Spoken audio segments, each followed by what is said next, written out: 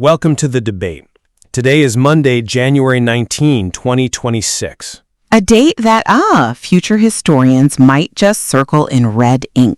Indeed, tomorrow marks exactly 1 year since the White House issued the America First Trade Policy Memorandum.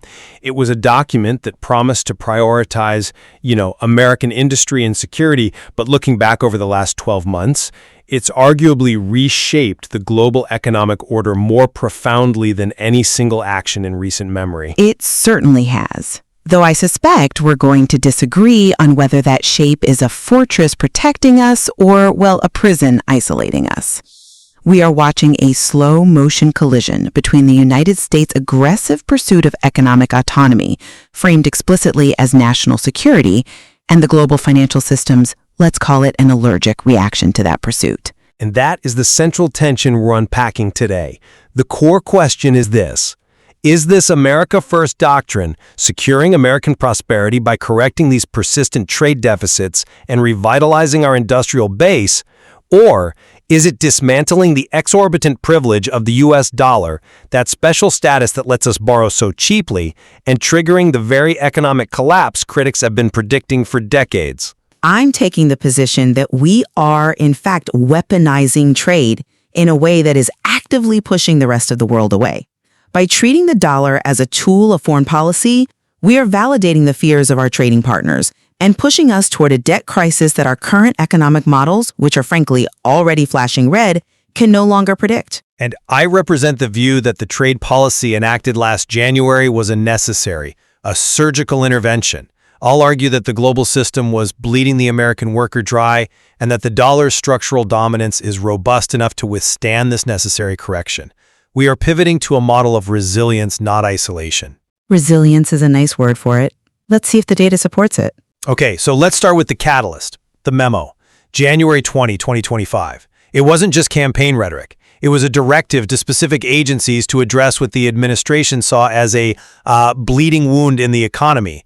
They mandated the Secretary of Commerce to investigate the causes of these large, persistent trade deficits and look into a global supplemental tariff. Which effectively put the whole world on notice. I mean, it wasn't just targeting adversaries, it was targeting everyone. It put unfair actors on notice. You have to look at the specifics to understand the intent. Look at the scrutiny placed on the $800 de minimis exemption. The Sheen loophole, as some people called it. Exactly. For listeners who aren't shipping experts, the de minimis rule is a provision that allowed packages valued under $800 to enter the U.S. duty-free with minimal inspection. It was designed for tourists bringing home souvenirs, not for massive e-commerce giants to ship millions of packages a day. It was being flooded with counterfeit goods and, much more dangerously, fentanyl and chemical precursors. The administration correctly identified that you cannot have national security without border and industrial security. Closing that loophole wasn't protectionism, it was law enforcement. Look, I don't dispute the need to stop fentanyl or counterfeits, but you have to look at the macro signal that sends when you bundle it with everything else. When you combine a crackdown on small packages with the threat of a blanket global tariff, and then, and this is the kicker, the investigation into creating an external revenue service to aggressively collect duties, it shows we're serious about revenue. it sounds like we're creating a global tax collector. To an outsider, to a foreign investor, or a central bank governor in Asia or Europe, the message is crystal clear. The U.S. market is closing, and it's going to be expensive to do business there. And this is where I think the administration has the logic completely backwards. As the economist Peter Schiff noted recently, the U.S. doesn't subsidize the world subsidizes the U.S. I know this argument. We get cheap goods, they get our paper. It's deeper than that, though. Because the dollar is a global reserve currency, nations hold dollars. They buy our debt to stabilize their own currencies. That demand for our debt allows us to live beyond our means and borrow at rock-bottom rates. It's a subsidy. The exorbitant privilege. Exactly. But privilege requires trust. And when you issue a memo that treats trade as a weapon, you tell the world that holding dollars is a liability. We're seeing a retreat from global integration that puts U.S. living standards at risk. Look at the data from the UNCTAD World Investment Report. Global foreign direct investment, FDI, is down 11% for the second year in a row. Those are global headwinds, though. Europe is slowing down, China is slowing down. You can't pin all of that on the White House memo. But look at where the capital is fleeing. It is fleeing physical infrastructure. It's a retreat from building factories and these long-term projects. We are fracturing the global economy, and we are reliant on cheap debt that only exists because the world trusts the dollar. If that trust erodes because we insist on America first, the subsidy ends. And when the subsidy ends, our cost of living skyrockets because we can no longer export our inflation to the rest of the world. I think you're conflating trust with options. Let's actually look at the mechanics of this so-called de-dollarization. You mentioned Schiff's warning about the reserve status. I want to look at the actual numbers because, the death of the dollar has been predicted every single year since the 1970s. The trend line is undeniable, though. You can't ignore the slope. It's a slope, not a cliff. Yes, LSEG data shows that the dollar's share of global reserves has dipped from about 71% in 1999 to around 58% recently. I acknowledge that. But reserves are just one metric. They're essentially the savings accounts of central banks. If you look at the plumbing of the world, trade invoicing, and specifically SWIFT transactions, the dollar still dominates. For now, but let's explain SWIFT for a second, because this is crucial. SWIFT isn't money. It's the messaging system banks use to talk to each other, to move money. It's basically the secure email of the banking world. Right. And the vast majority of those emails are still about moving US dollars. The LSEG analysis points out the dominant currency paradigm. There are 38 countries that still anchor their exchange rates to the dollar. That is a massive structural moat. But here is the key point: liquidity. The sheer depth of U.S. financial markets means there is literally nowhere else for global capital to go safely. Where are they going to go? The euro? It's fragmented among different countries with different debts. The yuan? It's capital controlled. You can't get your money out of China easily. See, that's the there is no alternative argument, or TINA. And it's a dangerous complacency. The shift we're seeing is qualitative, not just quantitative. It is no longer just passive diversification. It is active circumvention. How so? Because we've used SWIFT to enforce sanctions, basically kicking countries off the email server, we forced our competitors to build their own pipes. China's SIP system now has, 1,467 institutions connected? Russia has the SPFS. We're seeing the rise of the BRICS Pay system. These aren't just pilot programs anymore. They are functioning alternatives. But their volume is a fraction of the dollars. SIPS processes in a year what SWIFT does in a few days. The volume follows the utility. And the utility is shifting because of commodities. Look at the petro-yuan shift. This is the real killer.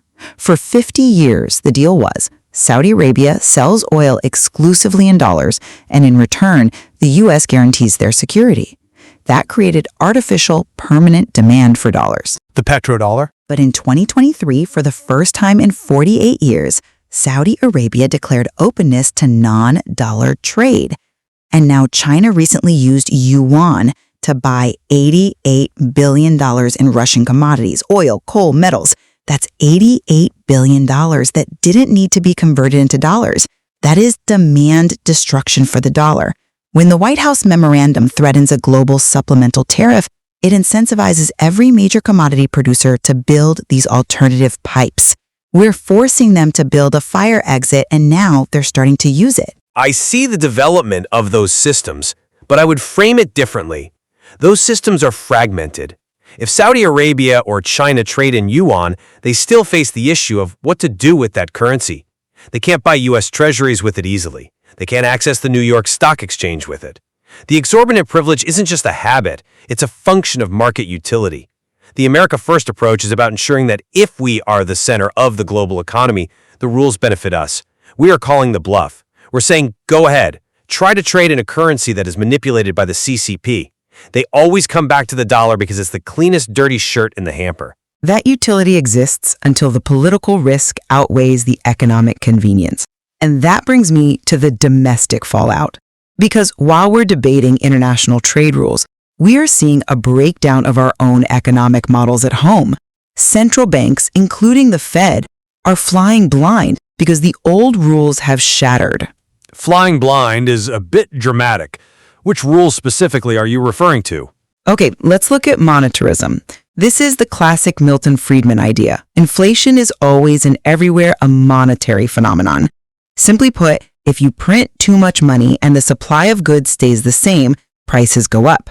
Sure, too much money chasing too few goods. That's Econ 101. Exactly. And for a while, it worked. Jesper Rangvid's recent analysis highlights this perfectly.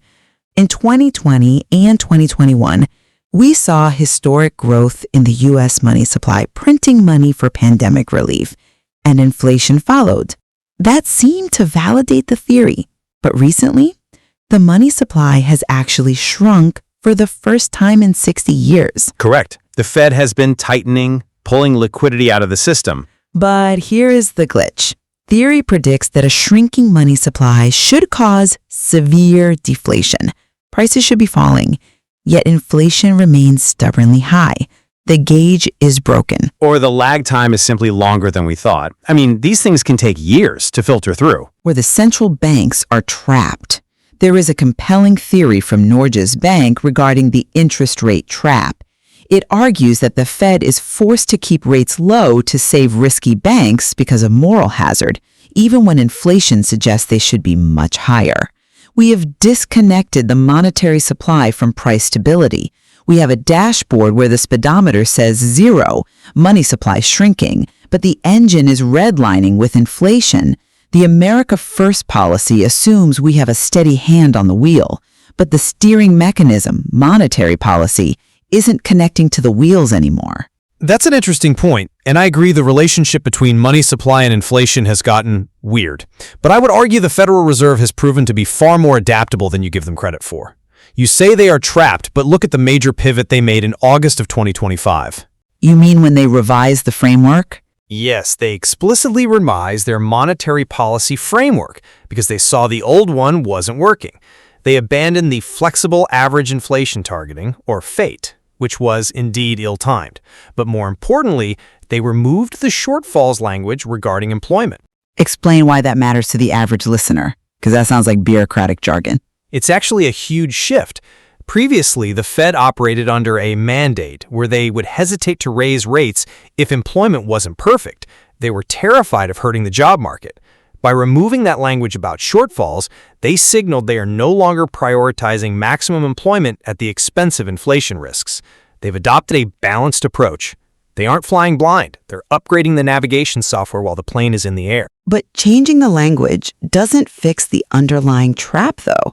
If the banks are fragile, the Fed still can't raise rates high enough to kill inflation without breaking the financial system. But they are raising rates, or at least holding them steady, and the system hasn't broken yet. And regarding the money supply disconnect you mentioned, the Rangvid analysis also points out that the massive spike in money supply was driven by pandemic-era precautionary savings. People were scared, so they hoarded cash. It was an anomaly. The recent shrinkage is just a normalization of that anomaly, not necessarily a harbinger of deflationary doom. The Fed isn't broken, it's navigating the unwinding of a once-in-a-century event. I want to believe that. I really do. But there is a bigger signal flashing red that we cannot ignore. You talk about resilience, but we're ignoring the elephant in the room, the inverted yield curve. I knew we'd get to the yield curve. It's the favorite scary story of every economist. It's a scary story because it's true. For those listening, let's simplify this. The yield curve basically compares the interest rate on a short-term bond, like a 3-month bill, versus a long-term bond, like a 10-year note. Normally, you get paid more interest to lock your money away for 10 years. That makes sense, right? More risk, more time, more reward. Right, a healthy curve slopes upward. Exactly. An inverted yield curve happens when short-term bonds pay more than long-term bonds. It means investors are scared of the near future. It has correctly predicted every single recession since 1977, 6 for 6, 0 false alarms. And yet, here we are in January 2026. The curve has been inverted since July 2022, and the recession hasn't arrived. We've defied gravity. That is exactly the danger. The coming soon narrative has made people complacent. But look at the mechanics. Pacific Life's analysis points out that the real danger signal isn't the inversion itself, it's the steepening. The steepening. Yes, when the curve starts to uninvert. Historically, that marks the moment the recession actually begins, usually because the Fed starts panic cutting rates to save the sinking ship. Since July 2023, the curve has started to steepen. We are in the impact zone right now. Or it marks a normalization of the economy. Connect this to Peter Schiff's warning. The Fed has been cutting rates to try to stitch this soft landing. Yet, the 10-year Treasury yields are rising. That shouldn't happen. If the Fed cuts rates, bond yields should go down. The fact that they're going up signals a loss of faith in U.S. creditworthiness. The market is demanding a higher premium, more interest, to lend to the U.S. government because they see the debt crisis coming. We are walking blind into this crisis because we're ignoring the most reliable signal in economic history. I'm just not convinced by that line of reasoning because it assumes that the yield curve means today what it meant in 1977. This time might be different is a dangerous phrase, I admit, but look at the context. We have had years of quantitative easing, the Fed buying its own bonds. We have global demand for U.S. bonds as a safe haven, despite what you say about de-dollarization. These factors distort the long end of the curve. It's not a pure signal of recession anymore. It's a signal of global capital flows. It's a signal that short-term risk is lower than long-term risk. That's fundamental. And with the America First policy pushing away our foreign lenders, who is going to buy that long-term debt? Look at the drop in FDI and see a collapse. But the UNCTAD report you cited earlier, it also found that investment in the digital economy has doubled. There's massive capital deployment happening. It's just shifting sectors. The America First economy is transitioning from an old industrial model to a secure digital industrial hybrid. But digital investment doesn't employ people the same way. It drives productivity. We're seeing a boom in AI infrastructure, in data centers, in domestic energy production to power those centers. The recession has been coming soon for years. At a certain point, we have to acknowledge that the U.S. economy is more resilient than the models predict. We're building a new engine while you're staring at the old speedometer. Resilience is one thing, denial is another. The rise in digital investment is concentrated in a few companies and a few regions. It creates inequality, not broad prosperity, and it certainly doesn't fix the sovereign debt issue. If we can't pay the interest on our national debt without printing trillions of dollars, the digital economy isn't going to save us. It just means we'll have faster computers to calculate our bankruptcy. Okay, let's step back and look at where we stand. We're 1 year into this America First doctrine. From my perspective, this pivot was necessary. We could not continue to hemorrhage industrial capacity and rely on a global system that was, increasingly rigged against American workers. Yes, the transition causes friction. Yes, we are seeing diversification away from the dollar, but the structural advantages of the U.S. economy, our liquidity, our digital growth, and yes, a Federal Reserve that has updated its framework for 2025 and beyond position us to withstand this shift. We are moving from a unipolar world to a multipolar one, but the U.S. remains the strongest pole. That is the optimistic view. My view is that we're accelerating a great fracturing without a parachute. By ignoring the immense benefits we received from the dollar subsidy, that exorbitant privilege, and actively antagonizing the world with threats of an external revenue service and global tariffs, we are incentivizing the world to build a system that excludes us. The rise of SIPs, BRICS-Pay, and the petro-yuan are not fleeting trends. They are the architecture of a post-American financial order. And domestically, our broken gauges, the money supply disconnecting from inflation, the yield curve screaming recession while yields rise, suggest we are just unprepared for the collapse that follows. It seems we agree on one thing. The old maps no longer describe the territory. Absolutely. Whether you view the decline of FDI and the retreat from globalization as a correction or a catastrophe, the rules of the global economy are fundamentally being rewritten as of 2026. And that is where we must leave it for today. Thank you for listening to The Debate.